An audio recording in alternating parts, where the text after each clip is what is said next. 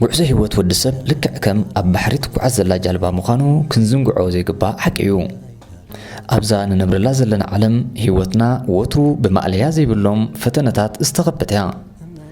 ደቂ ሰባት ንዝገጥመና ፈተነ ብዓወት ክንብድሆ እንተደኣ ኮይና ግና እቲ መሰረታዊ ነገር ናይ ህይወትና ዝኾነ ብገንዘብ ዘይትመን ዝኸበረን ዝበለጸን ህያብ ፈጣሪ ዝኾነ ጥዕና ክህልወና ኣለዎ።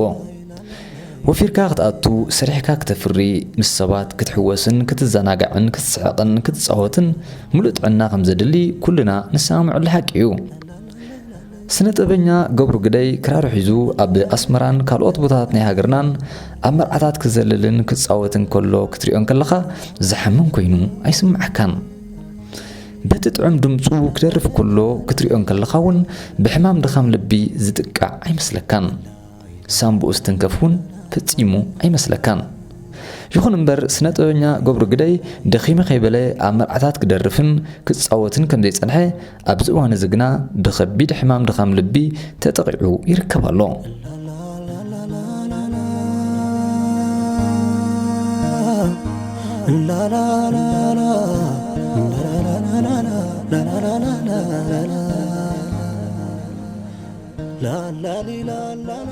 ብልክዕ ምድሓን ናይ ህይወት ካብ ፈጣሪ እኳ እንተኾነ ብክንክንን ብሕክምናን እውን ህይወት ደቂ ሰባት ናብ ንቡር ትምለስ እያ እሞ ንሓውና ስነ ጥበበኛ ገብሩ ግደይ ንእሽቶ ሓገዝ ከምዘየለ ተገንዚብና በብዓቕምና በብኽእለትና ንሓግዞ።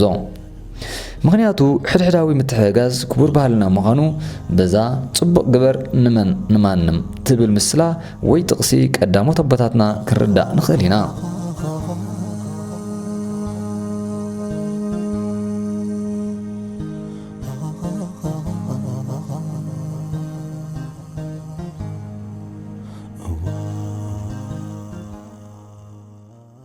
زخبركم يا حواتي كمي كأنكم دحند لهم كمي تكون لهم أنا نوح عمتات بدخام لبي بناي لبي حمام ساعات أنا هي ساعونا لهم كلتا جزية ميديكال بورد تبعيله جن لعل عقمي سلزخونة كخوفلو أي كأركون بمتن واقع محكمي $7,000 سلزتبهالكو كخفل أي كالكون سلازي كبراتي حواتي ببع عقمهم كتحجزني بتحتنا يلابو نتز جبركم لي متحبار يغني الليبل